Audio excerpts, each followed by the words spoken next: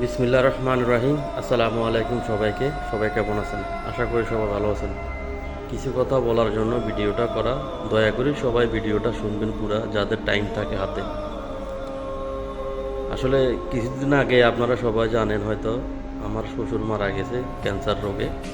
ডাক্তারদের বিষয় আসলে কথাগুলো মনে পড়লে অনেক খারাপ লাগে। কারণ কি, আবারও বলে ভিডিওটা একটু লম্বা হবে, যাদের হাতে সময় আছে ভিডিওটা দয়া করে শুনবেন।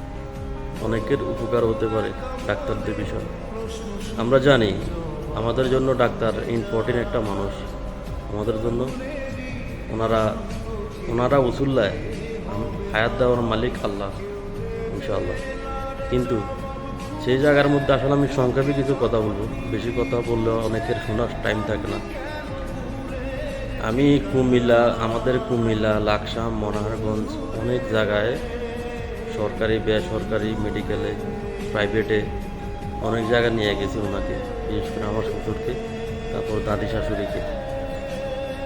তো দুজনের ক্যান্সার ছিল, আলহামদুলিল্লাহ দুজনে মারা গিয়েছে।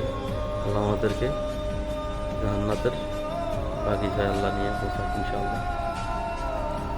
কথাগুলো বলার কারণ হচ্ছে যে আমি সব ঢাকা একবার নিয়েছি। তো কুমিল্লা হইতে আপনার লাকসাম সব কিছু তো বাদে দিলাম।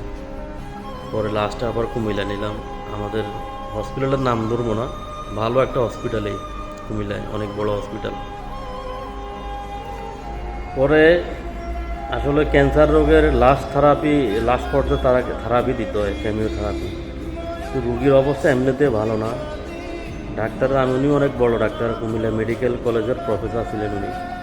ওকে, উনি একজন বড় ডাক্তার। আসলে আমার ভিডিওটা যদি কুমিল্লার লোক শুনে থাকে তাহলে অবশ্যই চিনতে পারবে। উনি এখন রিটায়ার্ড নিয়ে নিতে। তো প্রত্যেকটা কেমোথেরাপি দেওয়ার সময় আপনার 60 থেকে 70 হাজার টাকা লাগে। আমি 3টা দিয়েছি কেমোথেরাপি। আচ্ছা যাও, উনি এমন একজন ডাক্তার, কোনো কিছুর কথা বললে উনি বুঝাইয়ে বলে না, উল্টা উনি ঝাটকি মারে। ধর্মীয় রুগী নিয়ে যান, এত কথা বলেন কেন? একজন ডাক্তারের বাসায় কি এমন হয় ভাই? আপনারা বলেন, একজন ডাক্তারের বাসায় কি এমন হয়? উনি এমন বলে আচরণ করতো বা করছে, ওনার মানে কি বলবো আপনাদেরকে। আসলে আমি একাই ছিলাম ওখানে। আমি নিজে প্রায় আমার শ্বশুরকে নিয়ে আমি প্রায় 5টা মাস ওনার সাথে ছিলাম আমি। উনি আপনার এক রাইতে কয়টা কেমোথেরাপি মারে, মানে ইঞ্জেকশন, এগুলো মারলে আপনার 2 রাতের জন্য উনি 10,000 টাকা নেয়। মানে শুধু ওনার ইঞ্জেকশন মারার চার্জ, ওনার ভিজিট বাদে এবং ওষুধ খরচ তো ওনার আন্ডারে কোম্পানি নিয়ে আসে, ওখান থেকে উনি কমিশন তো অবশ্যই পায়। এক একটা ইঞ্জেকশন আপনার 18,000, 20,000, 17,000, 13,000 করে। ঠিক আছে, ওনাকে যদি বলা হয় বা বলছি আমি 500 টাকা কম নেন, 200 টাকা কম নেন, উনি 1 টাকাও কম নিত না। বরঞ্চ উনি আরও কীভাবে ব্যবহারটা করতো। আসলে আমাদের এখানের অনেকে ওখানে যায় ডাক্তার, আমি নাম ধরবো না। অবশ্য ওনার সাথে আমার সাথে হয়তো ফেসবুক অ্যাড আছে। অবশ্য উনি ভিডিওটা শুনলে বুঝতে পারবো। কারণ কি, মানুষ তো কেউ বাঁচবে না, উনিও বাঁচতো না দুনিয়াতে উনিও থাকতো না চিরস্থায়ী।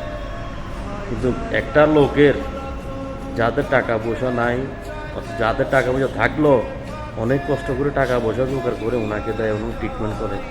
একটা ক্যান্সার রোগের ট্রিটমেন্ট করতে কত টাকা লাগে আপনারা সবাই জানেন।